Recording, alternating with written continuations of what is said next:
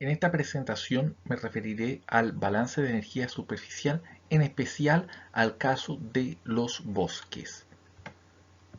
En este sentido, esta es la estructura general del balance de energía superficial para todos los sistemas. En este caso, la particularidad del bosque es que debemos considerar la altura, o sea que en este caso que la denotamos con un delta z, debemos considerar esa altura para realizar los posteriores análisis. En este caso, la ecuación contiene los términos clásicos de radiación neta, que en este caso equilibra los flujos de radiación de onda corta y de onda larga, el calor que es emitido hacia el subsuelo, el calor sensible, el calor latente y este término que refleja los flujos de advección horizontal, que si bien en la mayoría de los casos son despreciables, en algunos casos, por ejemplo en el borde del bosque, resultan tener algún grado de importancia. Y este es el cambio fraccional de la energía por unidad de área en el tiempo. Vamos ahora a revisar algunos parámetros relevantes del balance de energía superficial. En este caso tenemos el albedo, que en el caso del bosque varía dependiendo del tipo de bosque. Aquí tenemos valores para bosques tropicales de coníferas. El caso de los bosques de coníferas en verano, obviamente esto depende también de la latitud, y los bosques de hoja caduca. Y acá vemos valores para la razón de Bowen, que da cuenta del equilibrio entre calor sensible y calor latente.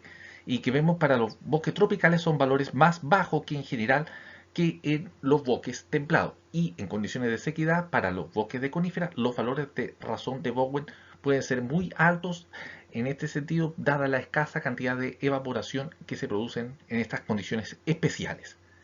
Las variaciones diarias y estacionales que se pueden producir por la latitud, el tipo de bosque y las variaciones del ciclo diario y anual de estos parámetros los vamos a analizar con el ejemplo que presentaré más adelante.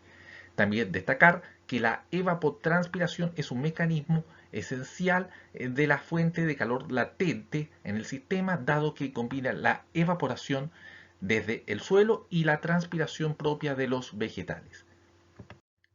Acá vamos a presentar nuestro sitio de mediciones del trabajo seleccionado, que es un trabajo del año 2006 desarrollado en Alemania, en este lugar específico, en un bosque de pinos, en un periodo que va entre marzo de 1992 a septiembre de 1996. Se midieron un conjunto de variables en este caso, como son flujos de radiación de onda corta, tenemos radiación neta, temperatura, humedad, viento, dirección del viento, flujos de calor emitidos hacia el subsuelo, precipitación, el contenido de humedad del suelo y se pidieron en este caso para el bosque de pinos y un pastizal. En este caso, el paper se enfoca en realizar una comparación entre estos dos lugares de medición y establecer los resultados. En este trabajo me enfocaré principalmente en indicar los resultados de las mediciones para el caso del bosque.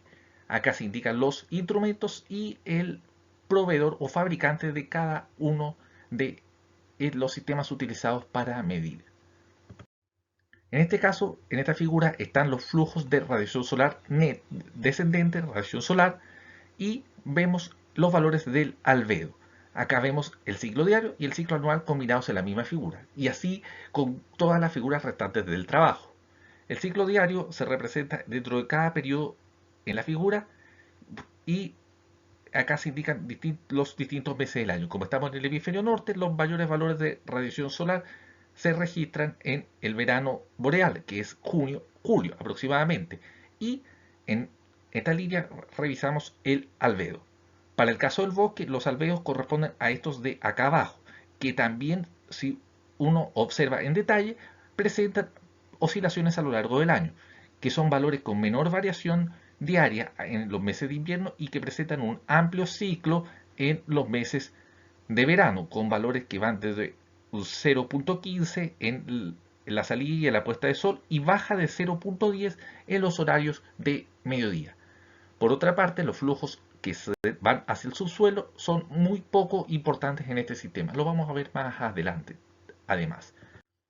Acá tenemos esta misma figura para analizar el calor sensible, que asociado a este bosque, en donde vemos que en la noche los valores son negativos. Eso quiere decir que los flujos son descendentes en este caso. Y el calor sensible es máximo en los meses de verano, como es esperable, dado el equilibrio radiativo del sistema, en donde también vamos a observar una diferencia sustancial en el calor sensible del pastizal al del bosque, que alcanza valores más altos, que son valores de flujo de calor sensible en torno a los 250 watts por metro cuadrado. Ahora bien, para el caso del calor latente, los flujos son bastante similares. En este caso, son bastante similares en donde las curvas para ambos sistemas son prácticamente iguales en el día.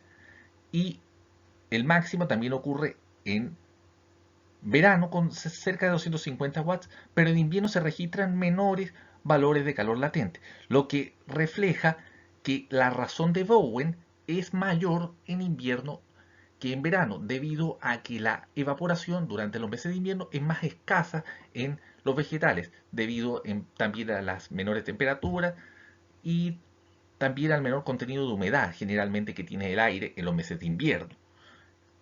Y los valores en la noche no son negativos, como en el caso del calor sensible, sino que acaso los valores son prácticamente iguales a cero, los valores del calor latente durante las noches. Y para concluir los resultados de este trabajo, la siguiente figura resume los resultados generales del balance de energía, en donde en color naranjo observamos los flujos totales de radiación. En color rojo observamos los flujos de calor del subsuelo. El calor sensible se destaca en este color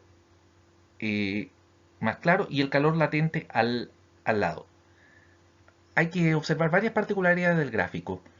La radiación solar tiene un ciclo claro, en este caso, y destacar en especial valores negativos que se observan en los meses de invierno, lo cual quiere decir que los flujos de radiación de onda larga son más importantes que la radiación solar propiamente tal, y especialmente porque se consideran flujos medios, que consideran las 24 horas del día, o sea, todo el día, toda la noche, considerando que el día tiene duración muy limitada en esta zona. Y los flujos del subsuelo también tienen nuestra particularidad.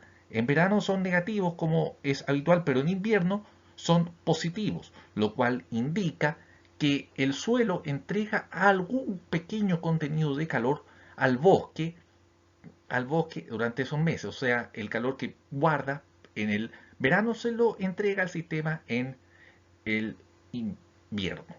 Por otro lado, el calor latente y el calor sensible en las curvas en las barras de este color, se observa que en verano la razón de Bowen es prácticamente igual a 1, dado que el calor latente y el calor sensible son prácticamente iguales en magnitud del flujo, pero hacia los meses de invierno los flujos de la razón de Bowen en general puede llegar a 2, a valores cercanos a 2, y obviamente sacando del análisis estos valores negativos que se producen en el calor sensible por el artefacto que se produce por lo explicado anteriormente.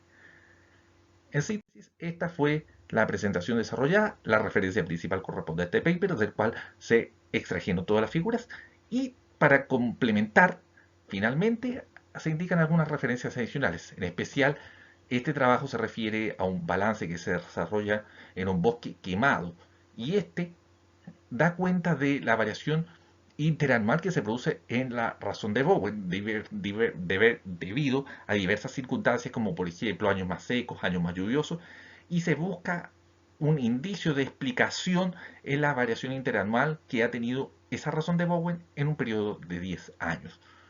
Muchas gracias por su atención.